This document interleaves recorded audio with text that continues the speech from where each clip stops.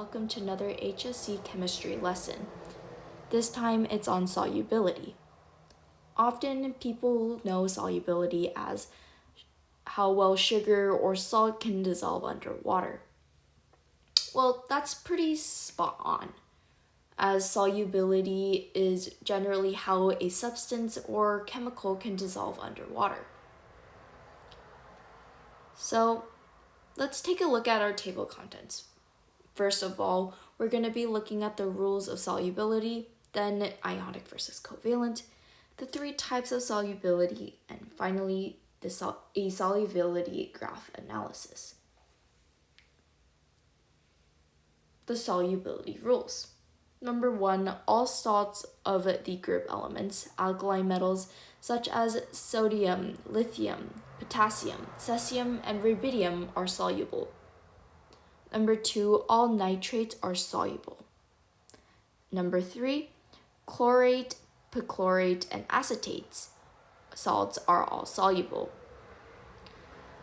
Number 4, chlorides, bromides, and iodides are all soluble except those of silver, mercury, and lead. Number 5, most sulfates are soluble except those including BaSO4, PbSO4, and SrSO4. Number 6, all carbonates are insoluble except NaH4+, which is ammonium, and those of the group 1 elements. And this goes the same for all phosphates. All hydroxides are insoluble except those of the group 1 elements, such as BaOH2, NSROH2, CaOH2, which are slightly soluble. A lot of the cations are actually +2 charges.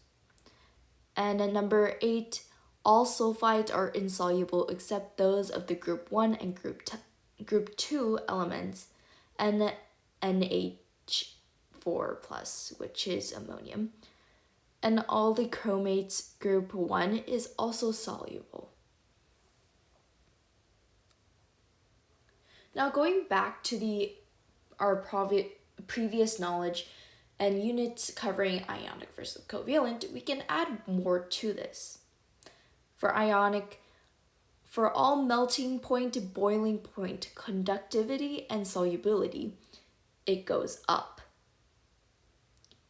And then for covalent, melting point, boiling point, conductivity, and solubility all go down, meaning that it drops. Now, we're going to be covering ionic and covalent a little bit more in the future in lessons, and it will always come back to relate to the different parts of chemistry. However, continuing on to solubility, we must cover the 3 different types of solubility. Number 1 is saturated, the maximum solubility of a substance. Supersaturated, which is a solution that contains more than the maximum amount of solute that is capable of being dissolved at a given temperature, meaning that there's going to be leftover solute and not enough of the water. The last one is unsaturated, a solution that contains less than the maximum amount of solute that is capable of being dissolved. So, knowing these 3 different types of solubility and our rules of solubility from before, let's do a quick solubility graph analysis, taking a look at this graph as an example. It is measured by the grams of water and the temperature of that water that it takes for the substance to dissolve.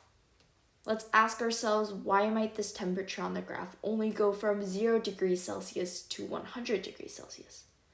Well, think of it this way. Is it possible for a substance to dissolve in frozen water?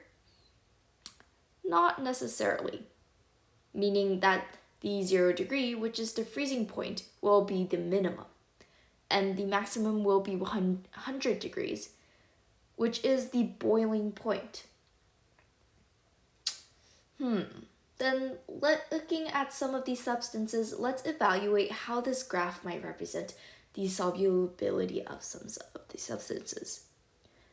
Which of these has the most soluble at 60 degrees Celsius?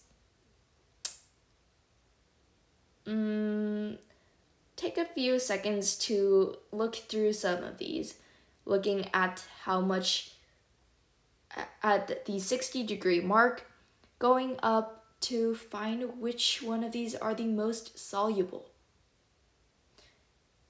If you've answered right, it should be sodium nitrate, NaNO3. Then, which substance's solubility changes the least from 0 degrees Celsius to 100 degrees Celsius? Take another few seconds to analyze this graph.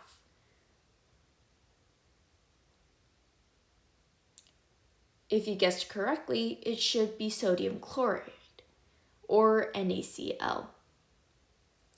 Then, how might you say the solubility of this substance, given the degrees? Well, for potassium nitrate at 90 degrees, you would say 205 grams per 100 centimeters cubed. Centimeters cubed because we're looking at this from a volume perspective, meaning that it must be cubed, not squared. And the grams of water is multiplied by 100 because it's solute per 100 gram of H2O.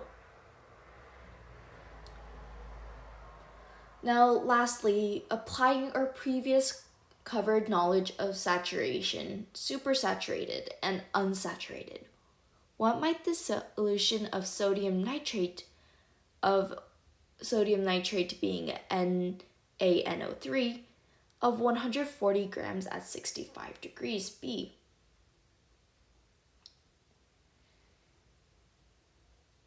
Well, 65 degrees, the most substance can dissolve, is a little bit over 130 grams. If we go above 65 degrees, all the way up to where NaNO3 mark is, it just goes barely above 130, which is less than 140, meaning that since 140 grams is too much for 65 degrees, this substance is super saturated. There is going to be substance left over for the amount of water and temperature given. Well, that wraps up today's quick lesson on solubility. And next time we will